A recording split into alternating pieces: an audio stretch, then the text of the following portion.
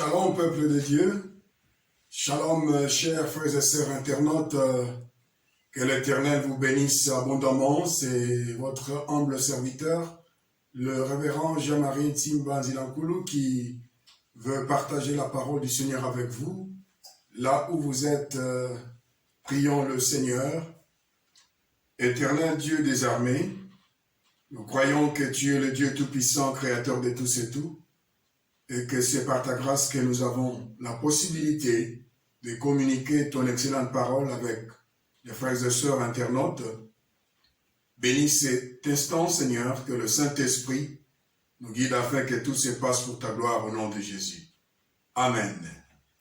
Bien-aimés dans le Seigneur, nous voulons partager un thème très important, mais avant de vous l'annoncer, il y a deux vocables qui sont vraiment imposants, qui s'imposent dans la vie de toute personne, de tout individu. Deux mots, deux vocables. Il s'agit principalement des droits, c'est-à-dire des avantages plaisants, des prérogatives, des avantages particuliers d'un côté, et de l'autre c'est le vocable devoir, c'est-à-dire des obligations morales, ce que vous devez faire à l'endroit des autres, ce que vous devez accomplir comme obligation. Mais vous allez comprendre que ces deux vocables sont également liés à un autre vocable que nous verrons bientôt. On entend les enfants dire à leurs parents, c'est votre devoir de nous faire étudier, c'est votre devoir de nous vêtir, c'est votre devoir de nous nourrir.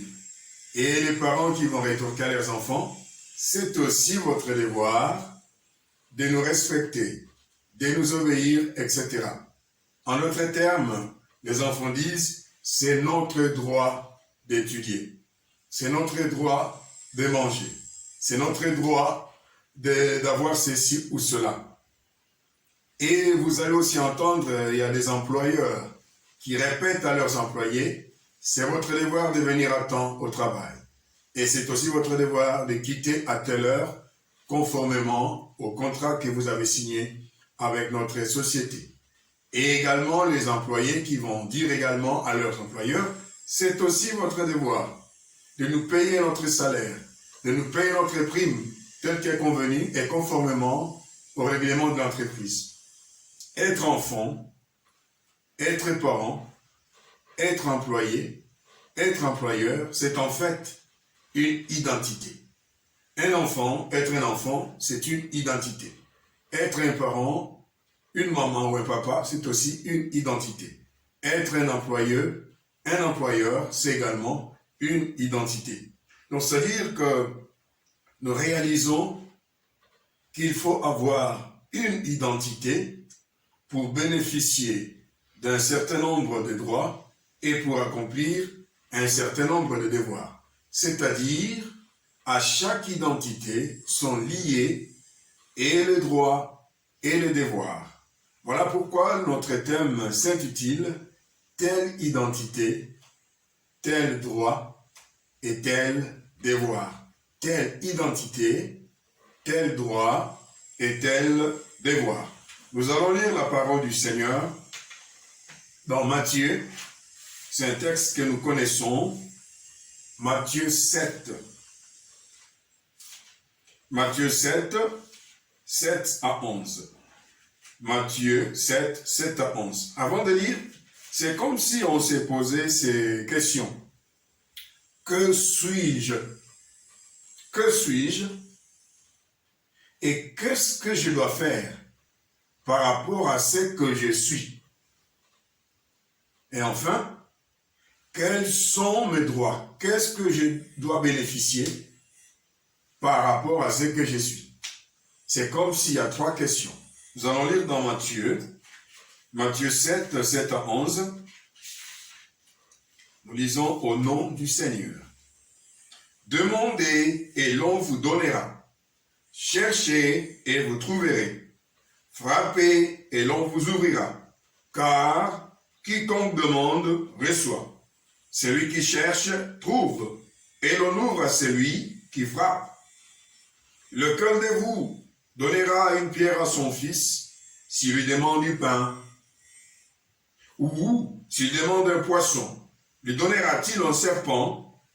Si donc, méchant comme vous l'êtes, vous savez donner des bonnes choses à vos enfants, à combien plus forte raison votre Père qui est dans les cieux donnera-t-il de bonnes choses à ceux qui le lui demandent? Amen. Bien-aimés, plusieurs citent ces passages sans pourtant comprendre que ces passages parlent de demander et recevoir, de chercher et trouver, de frapper et ouvrir, mais dans le contexte ou dans la relation, c'est-à-dire ce passage est circonscrit dans la relation père-enfant ou encore père et fils. Ce sont les versets 9, 10 et 11 qui l'explicitent. Car au verset 9, on dit « Lequel de vous donnera une pierre à son fils ?» Si le second individu est fils, ça veut dire vous, vous êtes père. Autrement dit, lequel de vous, père, lequel de vous, papa, donnera-t-il à son fils, en grec c'est huios, une pierre s'il lui demande du pain? Aussi le verset 10, ou, c'est-à-dire l'idée est toujours lequel de vous, père, donnera-t-il à son fils un serpent s'il lui demande un poisson? Donc nous voyons l'idée qui est là. On parle de père et de fils. Nous voyons au verset 11, c'est là où la lumière jaillit totalement.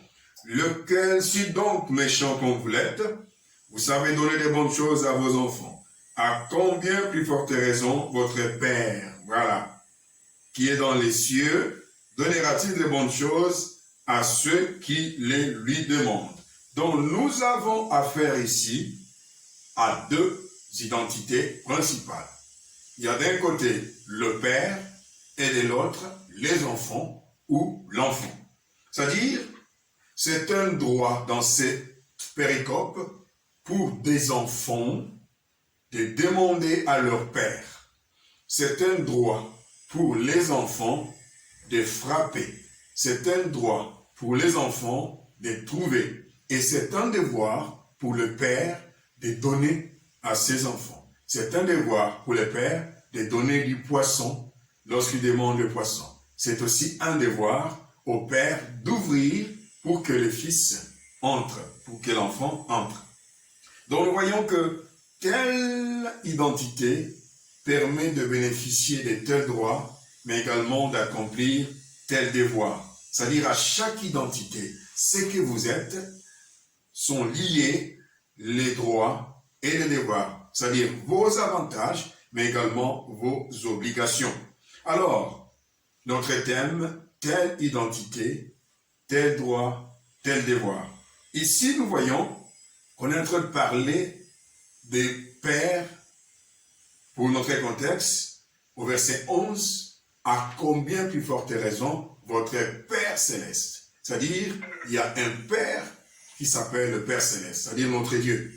Alors on se poserait la question, si lui est Père, toi tu me suis, qui es-tu?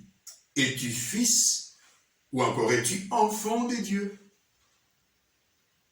Es-tu un enfant de Dieu? Es-tu une enfant de Dieu ou comment? C'est la première question.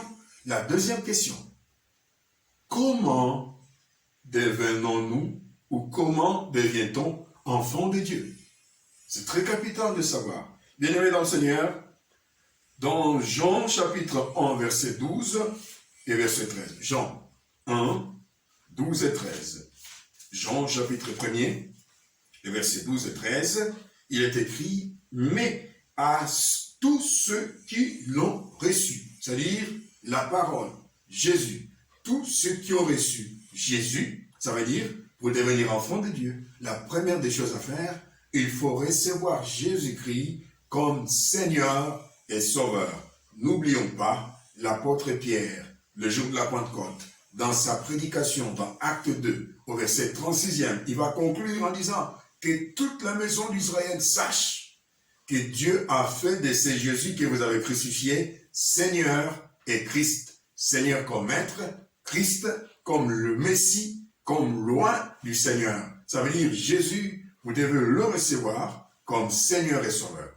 C'est pas tout, il est aussi dit, et à ceux qui croient en son nom. Vous devez croire dans votre cœur, conformément à Romains 10, verset 9, si tu confesses de ta bouche le Seigneur Jésus, et si tu crois dans ton cœur que Dieu l'a ressuscité des morts, tu seras sauvé. Il faut croire que Jésus est bel et bien ressuscité des morts, qu'il n'est plus dans le tombeau, qu'il est vivant. Alors, nous voyons, pour devenir enfant de Dieu, il faut accepter Jésus-Christ comme Seigneur et Sauveur, et il faut croire que Dieu l'a ressuscité des morts. C'est très facile, tu peux le devenir. Bien aimé, je vais vous donner des illustrations par rapport au terme. Nous disons telle identité, tel droit, tel devoir. Lorsque j'étais enfant, j'avais un ami dont le grand-père avait beaucoup d'argent.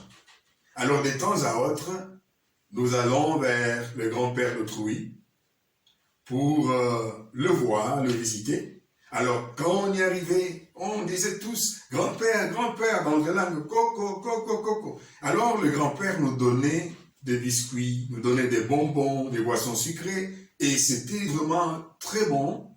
Alors un jour, je m'étais dit, je vais partir sur le grand-père. Suivez bien, ce n'est pas mon grand-père, c'est le grand-père de mon ami. J'étais parti tout seul, très poli. J'étais arrivé, j'ai salué, grand-père, bonjour. Il a répondu gentiment, bonjour. Je vais ajouter encore autre chose. Grand-père, donne-moi le sucré. Bien-aimé, le grand-père étant au Congo, il m'a dit, ça veut dire, retire-toi. Et ça m'avait beaucoup dérangé. J'étais parti de là, tout en courant. Mais c'est bien après que j'ai compris que je n'étais pas son petit-fils. Il était le grand-père de mon ami. Il avait raison de me chasser. C'est comme s'il disait, mais toi qui me demandes, qui es-tu? Tu n'es pas mon petit-fils. Je t'ai donné quand tu venais avec mon vrai petit-fils. J'avais compris que mon identité vis-à-vis de ses grands-pères, ce n'était pas que j'étais son petit-fils. Il n'était pas non plus mon grand-père. C'était le grand-père de mon ami. La deuxième illustration, quand j'étais adolescent, j'observais maman qui préparait. Et quand la nourriture était prête et qu'elle devait nous servir, les assiettes du papa étaient bien soignées. Ce sont des assiettes qui étaient traitées distinctement. C'est dans ces assiettes qu'on mettait des beaux morceaux de viande, des bons morceaux de poisson, des bons morceaux de poulet. Et c'était des assiettes qui étaient toujours remplies. Alors, étant enfant, je m'étais dit, mais maman, mais pourquoi cette injustice? Maman va me dire, mais tu sais pas, celui-là, c'est ton papa. Identité. C'est aussi mon mari. Identité. Et encore, c'est lui qui travaille. C'est lui qui cherche pour que nous mangeons. Il accomplit ses devoirs. Voilà pourquoi son assiette est bien pleine. Alors, j'étais toutefois fâché parce que souvent dans notre assiette d'enfant, on mettait l'épaule, qu'on appelait racine carrée, l'épaule du poulet. On appelait ça racine carrée, et encore le dos là. Alors on était fâché. Et quand je suis devenu grand, également marié, je suis en train de vivre le même droit. Je suis en train de bénéficier des mêmes droits. À la maison, c'est mon assiette qui est bien soignée. Une fois, le petit enfant me disait, mon enfant, papa, il disait à Lingala, papa, je commencerai à manger avec papa. Pourquoi? Parce qu'il a constaté que mon assiette était distinctement soignée. Pourquoi? Mon identité, je suis devenu père. Leur mère, c'est ma femme. C'est moi qui travaille, j'ai le droit. Et j'ai également des devoirs. C'est moi également qui prends soin de ma famille. Bien-aimé, telle identité, tel droit, tel devoir. C'est pourquoi n'envie pas quelqu'un qui bénéficie des droits liés à son identité. Et toi qui bénéficies des droits liés à une identité, tu es également appelé à accomplir les devoirs liés à votre identité. Laisse que le Seigneur bénisse sa parole au nom de Jésus. Amen. Nous allons prier le Seigneur. Éternel, merci. Tu veux que nous soyons, que nous devenions des enfants. Et si tu es notre Père, nous aurons droit à demander de bonnes choses et tu nous les donneras. Et tu nous as rappelé, c'est simple de devenir enfant de Dieu. Nous devons recevoir Jésus comme Seigneur et Sauveur et nous devons croire que tu l'as ressuscité des morts.